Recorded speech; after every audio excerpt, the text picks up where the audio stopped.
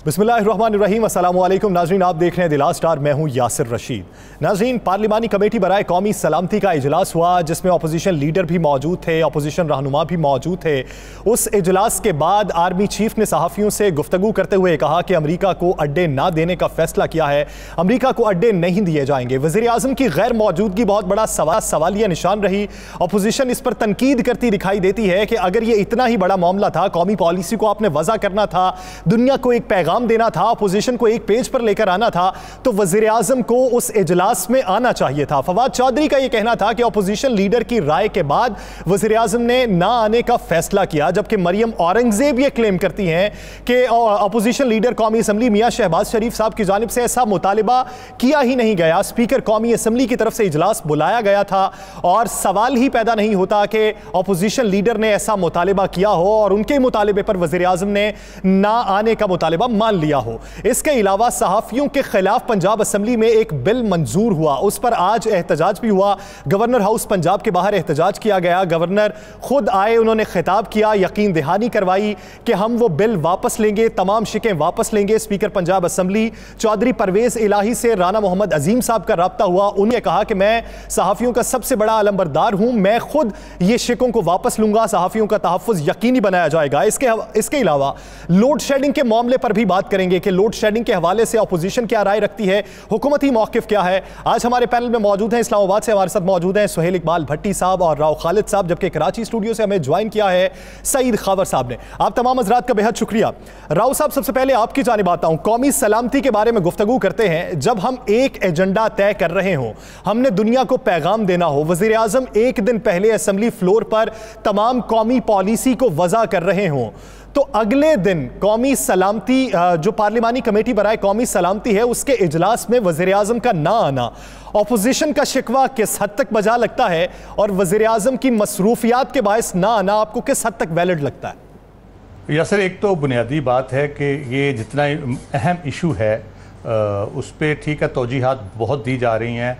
फवाद चौधरी साहब ने भी एक तौजीह दी कि शहबाज शरीफ साहब को शायद एतराज़ था।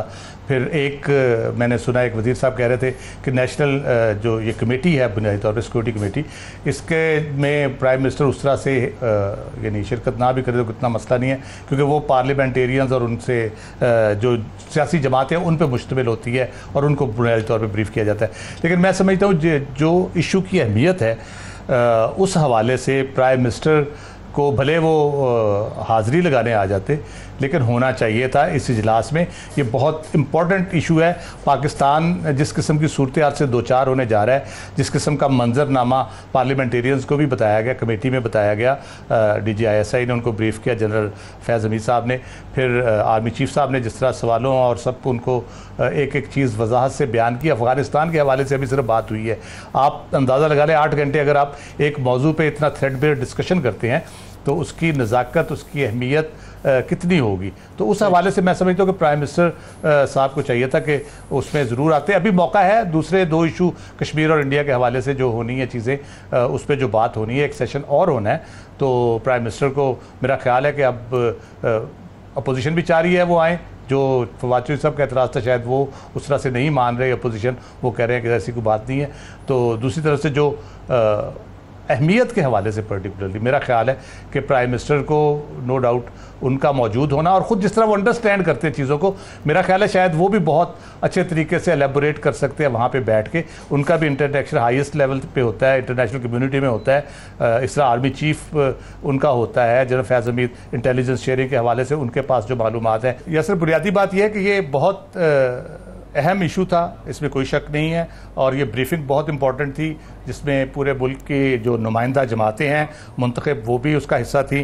आपकी इस्टेब्लिशमेंट, पूरी जो सिक्योरिटी इस्टेब्लिशमेंट है वो उसका हिस्सा थी। उन्होंने ब्रीफिंग दी, जनरल फैज़ हमीद ने, DGISI ने, और कम्प्रीहेंसिव ब्रीफिंग दी। आर्मी चीफ ने सवालों के जवाब दिए। तो इस लिहाज से और जिस तरह से उसमें रिएक्शन अपोजिशन की तरफ से आया, पर्टिकुलरली इत्मीनान का इजहार जिस तरह से किया गया, तो एक बहुत इंपॉर्टेंट और अहम एक कह लें कि इजलास था जिसमें वज़ीर आज़म किसी भी आप तोजी उसकी दे दें, लेकिन इशू की इंपॉर्टेंस और अहमियत के हवाले से जिस किस्म के हम आगे चल के मुश्किलात जो बयान की जा रही है अफगानिस्तान में अमरीकी फ़ौज के निकलने के बाद, जो उसकी अहमियत है उसके हवाले से मेरा ख्याल है प्राइम मिनिस्टर की अपनी जो अंडरस्टैंडिंग है इशूज़ के हवाले से वो खुद मौजूद होते तो शायद उसमें मज़ीद वो अपोजिशन को कुछ चीज़ें इन्फॉर्म कर सकते और उनको बेहतर अंडरस्टैंडिंग पैदा कर सकते उनकी। तो मेरा ख्याल है कि अभी एक सेशन रहता है, सेकंड सेशन होना है, कश्मीर के ऊपर होना है, इंडिया के हवाले से जो हमारे मामलात है उस पर होना है, तो उसमें मेरा ख्याल है प्राइम मिनिस्टर को अब आ जाना चाहिए और बैठना चाहिए उसमें, वज़ीर-ए-आज़म को आ जाना चाहिए, मौके की नज़ाकत को भी समझना चाहिए। अगर आप पैगाम देना चाहते हैं, एक अहम इशू पे बात करना चाहते हैं, कौमी पॉलिसी वज़ा करना चाहते हैं तो आना ज़रूरी है। खबर साहब, आप क्या राय रखते हैं? वज़ीर-ए-आज़म तो आए नहीं, इस वक्त अपोजिशन का बतौर पाकिस्तानी किरदार आप कैसा देखते हैं कि कौमी सलामती के इशू को लेकर अगर अपोजिशन लीडर ये कहें कि पॉलिसी जो वज़ा की गई है वो जामे थी, ब्रीफिंग भी जामे थी, इजहार इत्मीनान किया जाए, तो फिर हुकूमत का रद्द-ए-अमल भी कैसा होना चाहिए?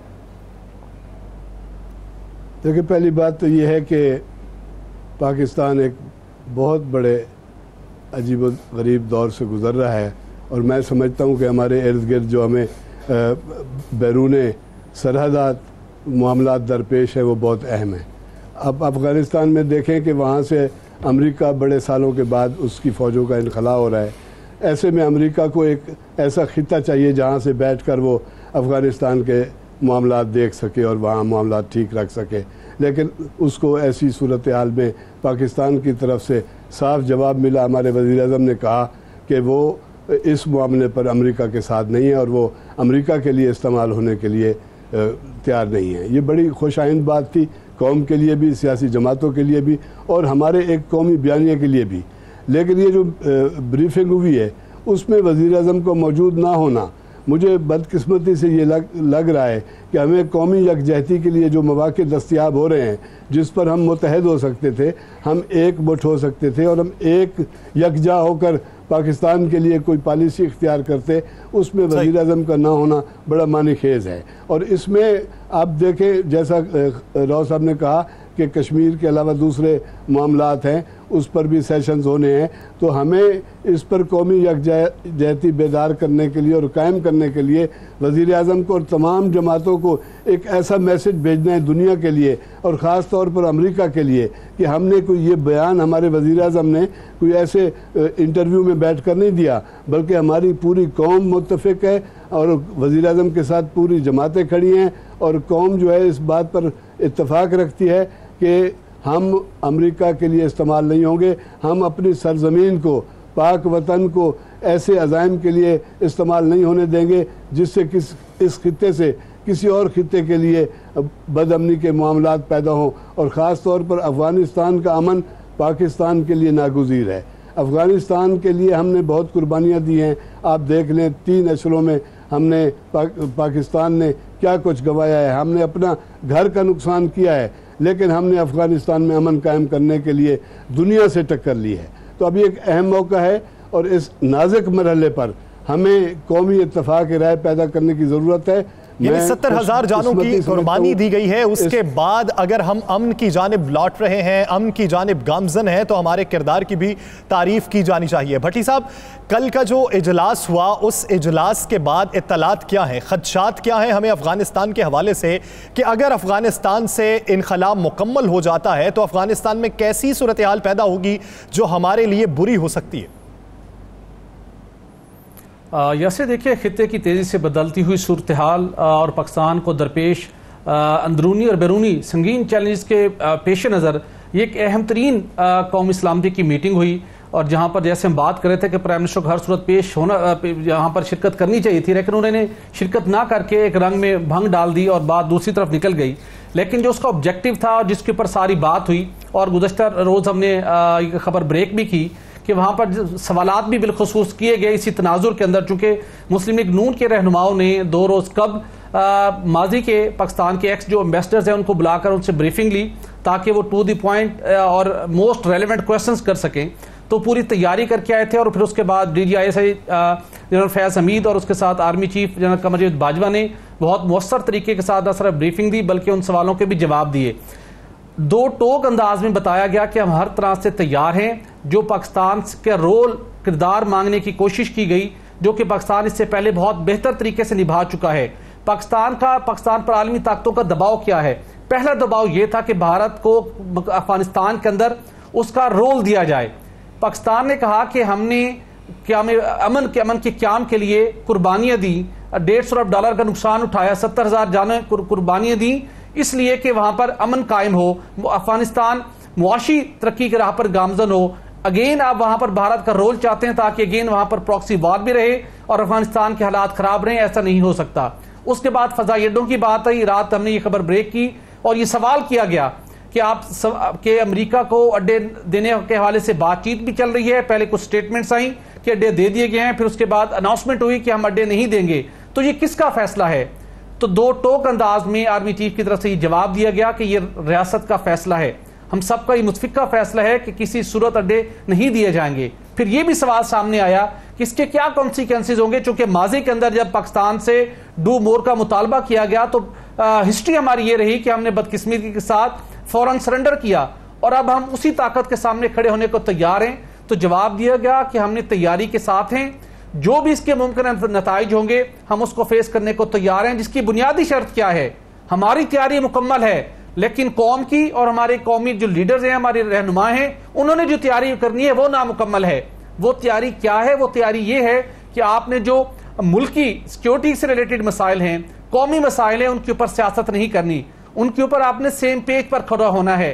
पाक फौज ने तहैया किया हुआ है मुल्क के दिफा के लिए, कुर्बानियां दे रहे हैं और हर सूरत तक, हर लम्हे तक कुर्बानी देंगे, लेकिन जो एक सपोर्ट चाहिए, जो कि कौमी इश्यूज के ऊपर सियासत ना करने की एक यकीन दहानी चाहिए, आपने वो काम करना है। तो ये कल बड़ी इंपॉर्टेंट ये पॉइंट्स थे। उसके अलावा से दीगर जितने कंसर्न शो किए गए वहां पर पॉलिटिकल पार्टीज के रहनुमाओं ने उसको अप्रिशिएट किया और उन्होंने इस बात के ऊपर तायीद की कि हमें इसके ऊपर सियासत नहीं करनी चाहिए। इसी मौके के ऊपर जरूरत थी कि प्राइम मिनिस्टर इमरान खान को भी इस मौके के ऊपर शिरकत करनी चाहिए थी। अगर यह तासुर दिया गया कि अपोजिशन लीडर ने धमकी दी थी कि प्राइम मिनिस्टर आए तो वो वॉकआउट करेंगे, तो ये तो एक्सपोज करना चाहिए था इस मौके के ऊपर इमरान खान आते, और अगर अपोजिशन लीडर इस मौके के ऊपर वॉकआउट करते, पूरी कौम बेहतरीन मौका था कि आप कौमी सलामती के बारे में भी बात कर लेते और आप उनकी सियासत को भी एक्सपोज कर देते। राव साहब, आपको याद होगा हमने सिर्फ एक मुल्क के कहने पे हवाई अड्डे नहीं दिए, इंटरनेशनल एस्टैब्लिशमेंट का प्रेशर था हम पे।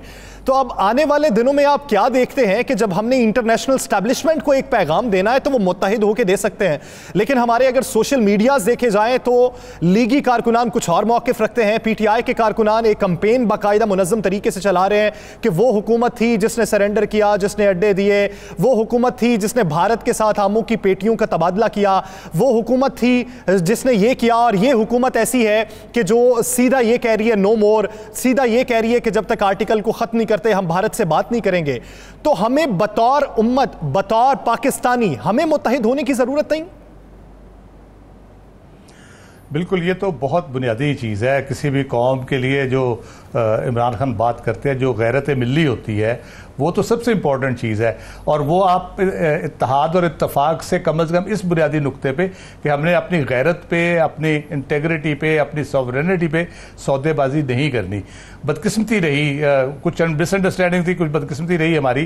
जब 9/11 हुआ उसके बाद से जनरल परवेज़ मुशर्रफ उस वक़्त बहुत वल्नरेबल थे। आप कह लें नया नया उन्होंने इक़्तिदार संभाला था और उनको कोई भी ख़तरा दरपेश हो सकता था पॉलिटिकल साइड से, तो वो फौरी तौर पे उन्होंने जो कुछ नहीं भी कहा गया उसको भी मान लिया। UN की रेजोल्यूशन तो बाद में आई, घर कोई 3 महीने बाद आई थी UN रेजोल्यूशन, हम तो उससे पहले बहुत कुछ मान चुके थे। लेकिन बदकिस्मती ये रही कि उसके आगे फिर हम जो चीज़ें उसमें नहीं भी थी वो हम मानते चले गए। उसकी वजह से हम इतनी स्पेस दे दी हमने अमेरिकन को और इंटरनेशनल कम्युनिटी को कि वो फिर डू मोर ही करते चले गए। उन्होंने फिर ये नहीं कहा कि नहीं जी आपने बहुत अच्छा किया, आपने ज़बरदस्त कर दिया, वो फिर उनको आदत पड़ गई डू मोर कहने की। तो अब कोई उसका एंड पॉइंट होना था। अब जबकि अमरीकी हुकूमत ने और इंटरनेशनल कम्युनिटी ने ये फैसला कर लिया है कि वो यहाँ से जा रहे हैं, तो मेरा ख्याल ये है कि वो कोई बहुत बड़ा यहाँ पे अपना स्टेक रखना नहीं चाहते। हम पे प्रेशर ज़रूर डाल रहे हैं, अड्डे भी मांग रहे हैं, सारा कुछ कर रहे हैं, लेकिन जो रीजनल पावर्स हैं जिसमें पाकिस्तान है, ईरान है, चीन है, रूस है, सेंट्रल एशियन स्टेट्स हैं, इंडिया है फॉर दैट मैटर, अगरचे वो डायरेक्ट उसका नहीं उसके कोई राब्ता, तो ये जो रीजनल पावर्स हैं वो यकीनन नहीं चाहेंगे कि कोई ऐसी यहाँ पे इंडिया के अलावा कि यहाँ पे कोई ऐसी चीज़ अमेरिका अपने कोई इस तरह का इस्टेब्लिशमेंट यहाँ पे रखे किसी भी मुल्क में, सेंट्रल एशियन स्टेट्स हो भले पाकिस्तान हो, कि वो फिर अफगानिस्तान के अंदर अगर सूरत बेहतर भी होती है तो वो शरारत कर सके, क्योंकि ये पॉसिबिलिटी है कि अमेरिकन विड्रॉल के बाद वहाँ पे वो ये कहने के लिए कि देखा हम निकले हैं तो फिर गड़बड़ होगी और सारी खराबी पैदा हो गई, तो वो इसलिए भी मुनासिब नहीं है कि उनकी यहाँ पे कुछ तरह से प्रेजेंस हो। दूसरी बात, मेरी ज़ाती ओपिनियन ये है कि अमेरिका अब ये कोई उसको इतना शौक नहीं है, पहले भी वो भाग गए थे छोड़ छाड़ के 80-90s में, और अब फिर वो सिर्फ फतह का नारा लगाने के लिए ये सारी चीज़ें कर रहे हैं। अब वो दरिया के दूसरी तरफ खड़े होकर सिर्फ गालियां देते रहेंगे, मेरा नहीं ख्याल कि डायरेक्ट उनका कोई उस तरह से होगा। अलबत्ता रीजनल कंट्रीज़ का बड़ा इंपॉर्टेंट रोल होगा, रशिया है, चाइना है, पाकिस्तान ऑब्वियसली है उसमें। इंडिया की हद तक जो सूरत हाल है, इंडिया बेसिकली जो इन्फ्लुएंस वहाँ पर चाहता है वो अपने पसंदीदा जो पोलिटिकल उनके जो पपेट्स हैं उनको वो चाहता है। जब पाकिस्तान किसी को सपोर्ट नहीं कर रहा पोलिटिकली, तो वो कैसे ये हो सकता है कि इंडिया को आप इजाज़त दे के वो वहाँ पे पोलिटिकल मैनूवरिंग करे। पाकिस्तान का बेसिक स्टांस ये है कि वो अपने अफगान लीडर और उनके अवाम अपनी क़यादत का खुद डिसाइड करें, अपने तर्ज हुकूमत को खुद डिसाइड करें, खुद फैसला करें कि किस तरह से उन्होंने मुल्क को चलाना है। तो पाकिस्तान जिसके पोलिटिकल स्टेक्स रहे हैं वहाँ पे, जिसको अमेरिका तस्लीम करता रहा है और उन्होंने इंडिया को नहीं घुसने दिया उस स्टेक्स में, पाकिस्तान जब उससे विड्रॉ कर चुका है, पाकिस्तान नहीं इंटरफेयर करना चाहता, ना इरादा है, ना कोई प्लान है इस किस्म का, तो इंडिया को कैसे इजाजत दी जा सकती है वो करे। इसका मतलब है कि बैड इंटेंशंस है, चाहे अमेरिका करवाना चाह रहा है व्हाटएवर, वहां पे बैड इंटेंशंस का मतलब है वहां पे वही जो मैं पहले बात कर रहा हूं, खराबी दे रखना चाहते हैं। वो ये कहना चाहते हैं कि देखें हम निकले तो देख कैसी खराबी होगी, हम जब थे तो हमने बिल्कुल सब वहां पे ठीक कर दिया था, हालांकि कुछ भी ठीक नहीं हुआ था। वो अपनी शर्मिंदगी छुपाने के लिए कुछ भी कहते रहे। मेरा नहीं ख्याल पाकिस्तान उसी से बचने के लिए तो इक़दाम कर रहा है, उसी से बचने के लिए तो तगोदू की जा रही है, ये सोच बचार की जा रही है। खावर साहब, आप क्या राय रखते हैं कि अमेरिका के अफगानिस्तान में होते हुए एक जो ट्राई का मजबूत हुआ, एनडीएस का, रॉ का और मोसाद का, ये इनखला के बाद वो किस हद तक कमजोर होगा और कैसे होगा?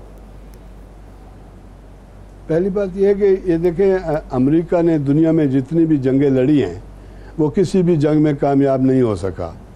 हमें ये सोचना चाहिए कि अमेरिका अफ़गानिस्तान में आया क्यों था, उसके अज़ाइम क्या थे, उसके इरादे क्या थे, उसके मकासद क्या थे, और क्या वो अपने अज़ाइम पूरे कर चुका है, क्या उसके मकासद पूरे हो चुके हैं।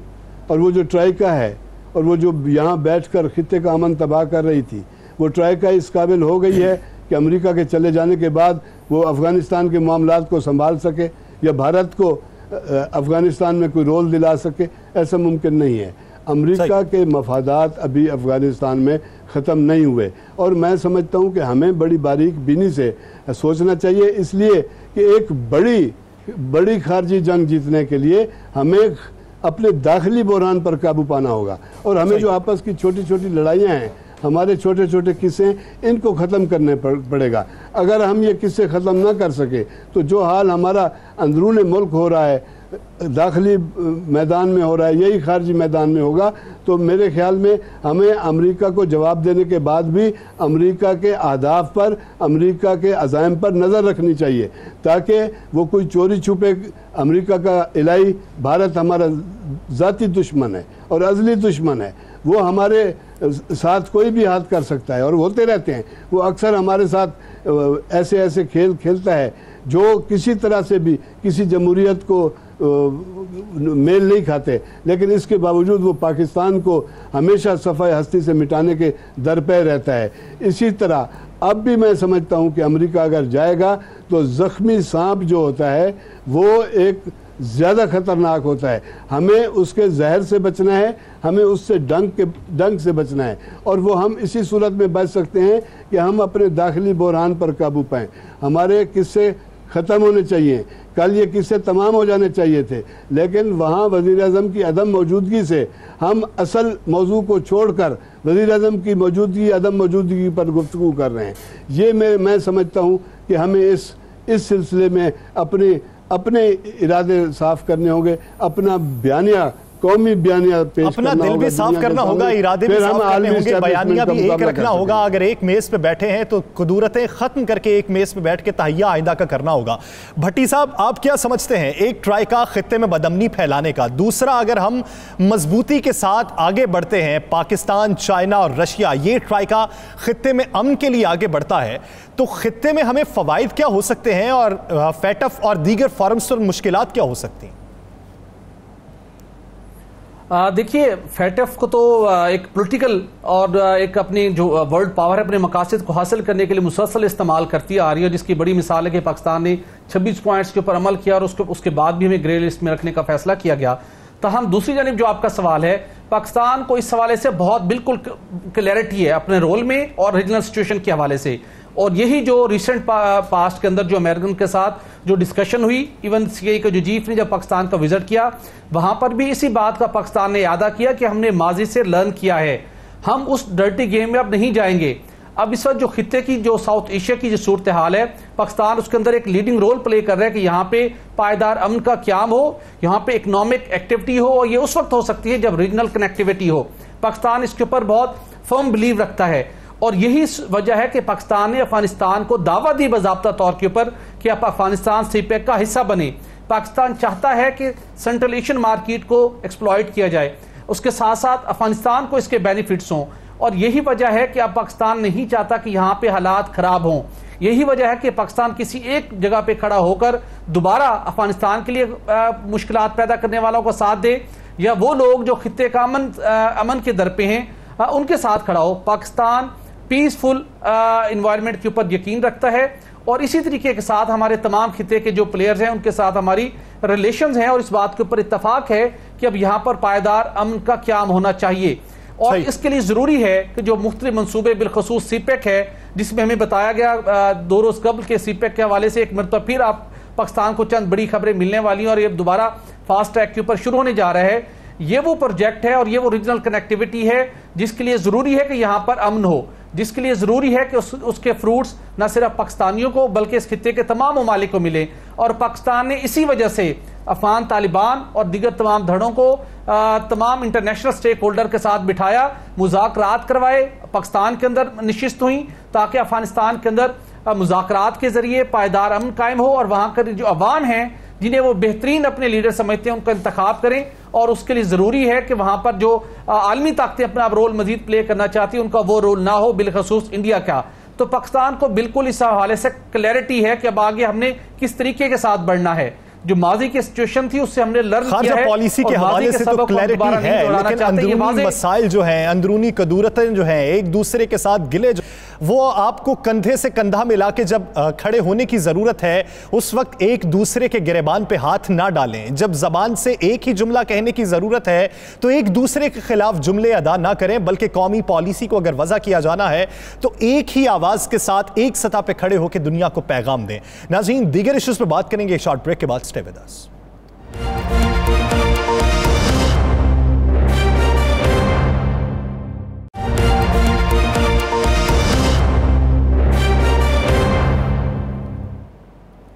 Welcome back. नाज़रीन, ब्रेक से पहले हमने बात की खारजा महाज के हवाले से कि वहाँ पे हमें मुश्किलात क्या हैं और हमारी पॉलिसी क्या वजह होने जा रही है। दूसरी जानिब हमें अंदरूनी किन मसाइल का सामना है, उस पर हुकूमती मौक़िफ़ क्या है, उस पर अपोजिशन का मौक़िफ़ क्या है, अपोजिशन इल्ज़ाम क्या धरती है और उसका जवाब हुकूमत के पास क्या है, इस पर आगे चल के बात करेंगे। लेकिन पहले बात करनी है सहाफ़ियों के हवाले से। एक तरफ वफाकी हुकूमत जो है वो ये कहती है कि सहाफ़ियों का तहफ़्फ़ुज़ ज़रूरी है, हम तहफ़्फ़ुज़ देंगे भी। फवाद चौधरी भी असम्बली के फ्लोर पर सहाफ़ियों के तहफ़्फ़ुज़ का नारा लगाते हैं। पाकिस्तान पीपल्स पार्टी की रुकने कौमी असम्बली शाज़िया मरी की तरफ से सवाल उठाया गया तो उसके जवाब में उनका ये कहना था कि हमारी हुकूमत वो है जिन्होंने सहाफ़ियों के तहफ़्फ़ुज़ के लिए काम किया। तो दूसरी जानिब पंजाब असम्बली में एक बिल पेश किया जाता है पाकिस्तान पीपल्स पार्टी के रुकन की जानिब से। उस बिल की तायीद करते हैं पाकिस्तान मुस्लिम लीग नून के पंजाब असम्बली के के मेंबर मलिक अहमद खान साहब, पाकिस्तान तहरीक इंसाफ भी तायद करती है, दीगर जो बड़े लोग हैं वो उससे लाइल्म होते हैं और बिल पास हो जाता है। आज उसके खिलाफ एहतजाज हुआ तो गवर्नर पंजाब और स्पीकर पंजाब असम्बली चौधरी परवेज इलाही ने यकीन दहानी करवाई है कि शिकें वापस ले लेंगे। तो इसमें जरूरत क्या पेश आई कि ऐसे बिल को पास करवाया जाए और असेंबली के मेंबर्स को इस्तेहकाक दिलवाया जाए? पहले उन्हें खदशात क्या थे? पैनल की जानिब बढ़ते हैं। राव साहब, एक वफाकी सतह पे नारा ये कि सहाफ़ियों को तहफ़्फ़ुज़ दिया जाए, सूबाई सतह पे अमल ये कि अपनी ही हिफाजत के लिए बिल लाया जाए जो दूसरे के खिलाफ है। देखिए, एक तो बुनियादी तौर पे जिसने भी ये काम किया है उसने इंतहाई स्टूपिड हरकत की है, क्योंकि आर्टिकल 19A जो है आपका ऑफ द कॉन्स्टिट्यूशन, वो आपका आज़ादी इजहार ना सिर्फ जर्नलिस्टों के हवाले से बल्कि आम आदमी के हवाले से भी पूरी तरह प्रोटेक्ट करता है। उसको जो भी वायलेट करेगा किसी हवाले से भी, चाहे इस्तेहकाक के नाम पे करे चाहे किसी और नाम पे करे, वो नहीं हो सकता, पॉसिबल नहीं है। इसका मतलब है कि जो अगर पंजाब असम्बली ने उसको इस्तेहकाक की आड़ में जर्नलिस्टों के ऊपर को कदगन लगाने की कोशिश की है या उनको उसको ज़िम्मेदार ठहराने की कोशिश की है, तो वो मेरा ख्याल है कि आइन की खिलाफ वर्जी की है और उस पर उनको शायद कुछ सीरियस रिप्रिकॉशंस भी उसकी हों। लेकिन सहाफती तंजीमों ने एहतजाज किया, आज भरपूर एहतजाज किया है गवर्नर हाउस के बाहर। गवर्नर साहब खुद आए, एहतजाज में शिरकत की, खिताब किया, यकीन दहानी करवाई। स्पीकर पंजाब असम्बली ने भी राना अजीम साहब से गुफ्तगू की और उन्होंने कहा कि हम तमाम शिकें वापस ले लेंगे। लेकिन बात यह कि नौबत क्यों आई? आप यही मैं अर्ज कर रहा हूँ, ये इसी मौजू की तरफ आने लगा था। बदकिस्मती ये है कि हर दौर में ये कोशिश की जाती है, मुसलसल पिछले 50-60 साल से ये कोशिशें हो रही हैं कि किसी तरीके से मीडिया का मुंह बंद कर दिया जाए, मीडिया पे पाबंदियां लगा दी जाएं, उनके इजहार राय का जो हक है उसको किसी तरह से काबू किया जाए कि कोई ख़बर के हवाले से हो, तज़िये के हवाले से हो, तो उसको किसी तरह से रोका जाए। बार बार ये अटैम्प्ट्स की जाती रहीं और बार बार हुकूमतें नाकाम हुई। और अपने जो भी इवन मार्शल लॉ के दौर में जब अखबारों में खाली कॉलम छपा करते थे, उस ज़माने में भी वो खाली कॉलम जो थे वो भी मैसेज होते थे, वो नहीं रोक पाए। उनको ये समझ नहीं आई कि जब खाली कॉलम जाएगा तो कारी तो इतना बेवकूफ़ नहीं है, अवाम इतने बेवकूफ़ नहीं है कि वो समझ ना सकें कि वो कोई भी खबर प्रिज्यूम कर सकते हैं, वो और ज़्यादा डेंजरस हो जाता है। तो आजकल, और ऊपर से सोशल मीडिया का दौर, आजकल का दौर जो है उसमें आप किस किस्म की पाबंदियां लगा सकते हैं, किस तरह से आज़ादी इजहार को रोक सकते हैं, किस तरह से खबर को रोक सकते हैं, किस तरह से अगर कोई स्कैंडल है उसको मंजर आम पे आने से आप रोक सकते हैं। तो ये अटैम्प्ट्स अरसा दराज से हो रही हैं, बार बार होती रही हैं, बुरी तरह नाकाम होते रहे हैं, चाहे मार्शल लॉ का दौर हो, चाहे जमहूरी हुकूमतों का दौर हो। जर्नलिस्टों को खिलाफ मुकदमात भी बनाए जाते रहे, जर्नलिस्टों को कैद भी किया जाता रहा, कोड़े भी लगे जर्नलिस्टों को जनरल ज़ियाउल हक के दौर में। तो ये क्या रुक गया ये सिलसिला? ये आगे बढ़ता चला गया। ज़्यादा से ज़्यादा आज़ादी हमने ली है, लड़के ली है और इन सारी मुश्किलात के बावजूद ली है। इसको रिवर्स नहीं कोई कर सकता। रिवर्स नहीं कोई कर सकता। खबर साहब, आप क्या समझते हैं? कल मैंने एक तजवीज़ दी थी, मैंने कहा जी अगर हुकूमत ये समझती है, अपोजिशन के अराकीन ये समझते हैं या तमाम रहनुमा ये समझते हैं कि अपनी मर्जी के वो सवाल करवाएं, अपनी मर्जी की वो बात फीड करें, तो ज़माना बदल रहा है, रोबोटिक सिस्टम आ चुका है, आप रोबोट को ला के बैठाएं, जो फीड करना है कर लें, उसी से वो उगलवा लें, हमारी क्या जरूरत है फिर? यासिर, ये तो कोशिश जो है क़याम पाकिस्तान से ही हो रही है और 74-75 साल में जो लोग हैं जो पाकिस्तान में जमहूरियत को और पाकिस्तान में हक की आवाज़ को पनपता हुआ नहीं देखना चाहते, उनकी हमेशा कोशिश रही है कि सहाफ़ियों की आवाज़ को दबाया जाए, सहाफ़ियों के गले को दबाया जाए, तहरीर और तकरीर पर पाबंदी आयद की जाए। मैं यहाँ एक आपके पेश नज़र एक जुमला रखूँगा कि ये मुल्क जो है वो एक सियासी जमात, एक सियासी रहबर और प्रिंट मीडिया ने बनाया था, और आज अल्हम्दुलिल्लाह इस मुल्क की सलामती के लिए यही लोग ज़मानत बन सकते हैं। पाकिस्तान को हम आगे ले कर जा सकते हैं अगर हमारा मीडिया और हमारी सियासी जमातें बालिग नज़री का मुजाहरा करें। अब मुझे हैरत हो रही है कि पंजाब असम्बली पर यह बिल जो है ये उसके किरदार पर, उसकी तारीख पर दबा है।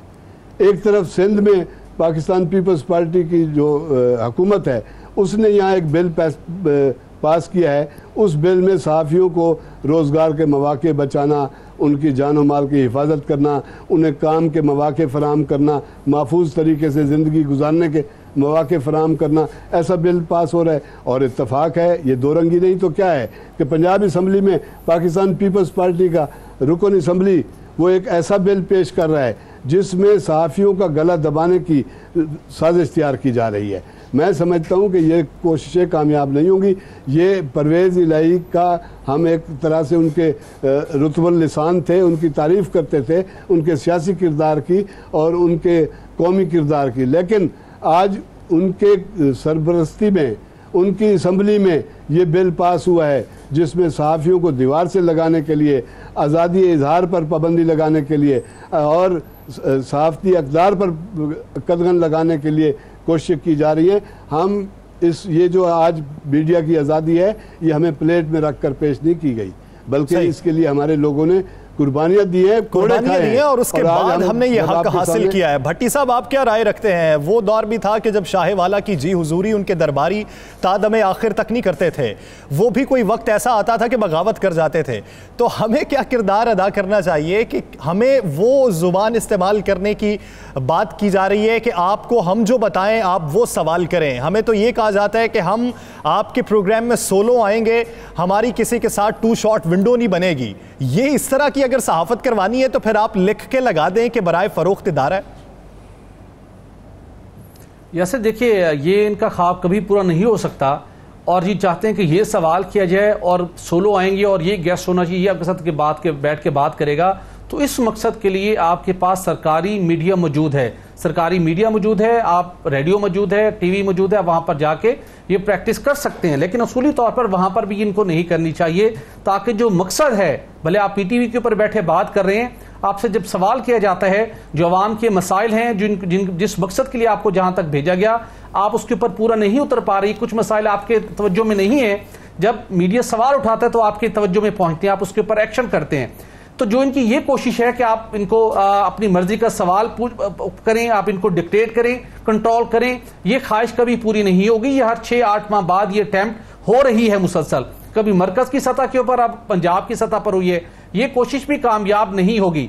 हाँ, जब ये बिल कौमी असम्बली में, सूबाई असम्बली में पेश हुआ तो मेरे ख्याल में वहां पर इसको उस वक्त मंजूर करने से पहले इसके ऊपर डिबेट कर ली जाती, वहां पर जो सहाफ़ती तंजीमें उनसे बात कर ली जाती कि वजह इसके क्या बाद में कहते हैं कि हम ये इसको वापस करवाएंगे। एनी हो, इसको वापस जरूर होना चाहिए, लेकिन डिबेट होती तो सियासतदान मशवरा दे देते कि ऐसी बेवकूफ़ी करनी नहीं चाहिए।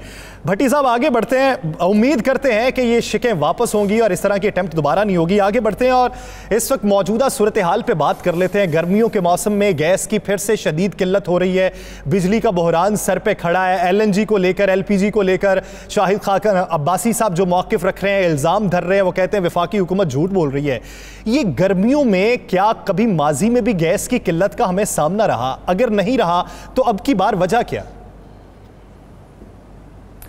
या सिर्फ माजी में कभी ऐसी मिसाल नहीं मिलती कि मौसम गर्मा में गैस की किल्लत हो। बिजली की किल्लत जरूर पैदा हुई है, लोड शेडिंग हुई है, लोड मैनेजमेंट करना पड़ी, लोगों को कई घंटे लोड शेडिंग की अजियत झेलना पड़ी। लेकिन ये गैस वाला मामला पहली दफा हुआ जिसकी बुनियादी वजह बदतरीन बद इंतजामी है, जिसकी बुनियादी वजह जो टाइमली आपने डिसीजन लेने थे वो आपने नहीं लिए, जिसकी बुनियादी वजह आपके 4-5 सरकारी इदारों के मबैन कोऑर्डिनेशन का फुकदान है। इस हकीकत के बावजूद कि 3 साल के दौरान जो हमारी तवानाई की मिनिस्ट्री है, यहाँ पर प्राइम मिनिस्टर ने मोस्ट सूटेबल अपने लोग लगाने की कोशिश की है। नदीम बाबर साहब जिससे पहले रहे, अपने शोबे के माहिर तस्वुर किए जाते थे। उमर अयूब साहब, माजी का उन्हें तजर्बा था, वो इन टेक्निकल मामलात को समझते थे। उसके बाद हमाद अजहर साहब आए और अब ताबिश गौर साहब हैं। दोनों मंझे हुए नाम हैं जिनके ऊपर प्राइम मिनिस्टर एतमाद करते हैं और उसके साथ साथ अपने शोबे में उनका नाम है।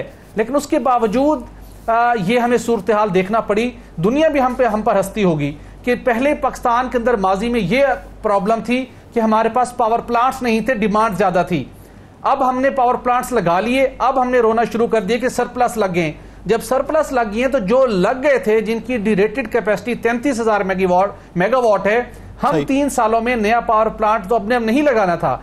जो बिजली बननी थी उसको ट्रांसमिट करके डिस्ट्रीब्यूशन लेवल तक लेकर जाना था, हम उसको भी बदकिस्मती के साथ इंप्रूव नहीं कर पाए, जिसका खमियाजा अवाम भुगत रहे हैं। बुनियादी खराबी उसके अंदर क्या है कि हमारी बिजली की तकसीम कार कंपनियां 10 सरकारी कंपनियां, 3 माजी के अंदर भी उनके जो सरबराहान थे, चीफ एग्जीक्यूटिव अफसरान थे, एडहॉक पर तैनात हुए। 3 साल से आज भी वो एडहॉक पर तैनात हैं।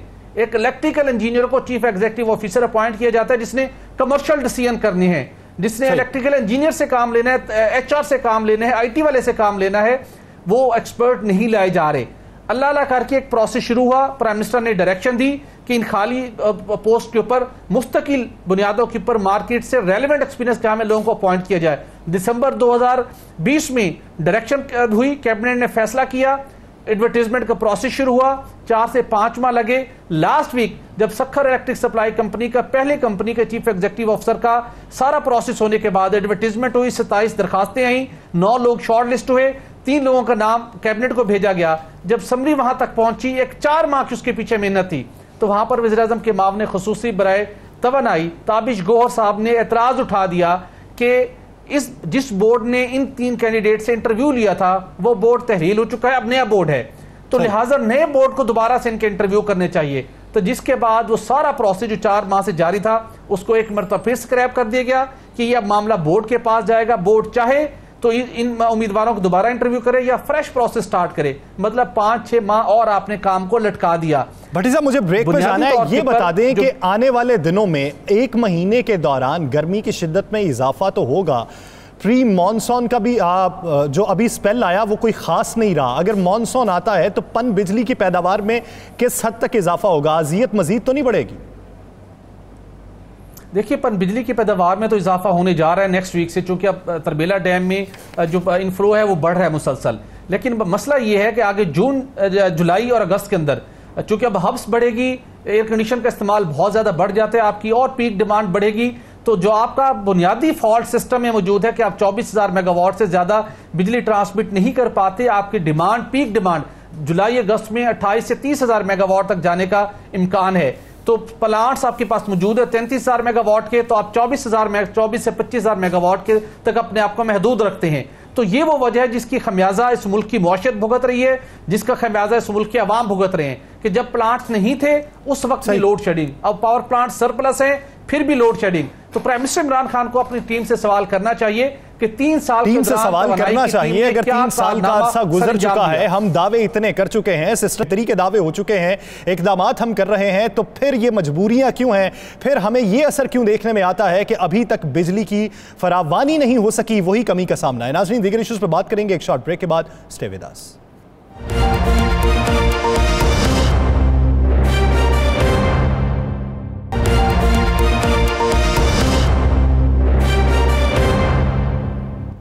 Welcome back. नाज़रीन, वज़ीर आला सिंध ने एक इल्ज़ाम लगाया कि वज़ीर आज़म इमरान खान कंफ्यूज माइंड हैं। वो कभी बादशाहत की बात करते हैं, कभी रियासत मदीना की बात करते हैं, कभी कम्युनिज़म की बात करते हैं, फिर वो हर बार ये एतराज़ उठाते हैं कि वफाकी हुकूमत हमारे फ़ंड खा गई, हमें हमारा हिस्सा नहीं दिया।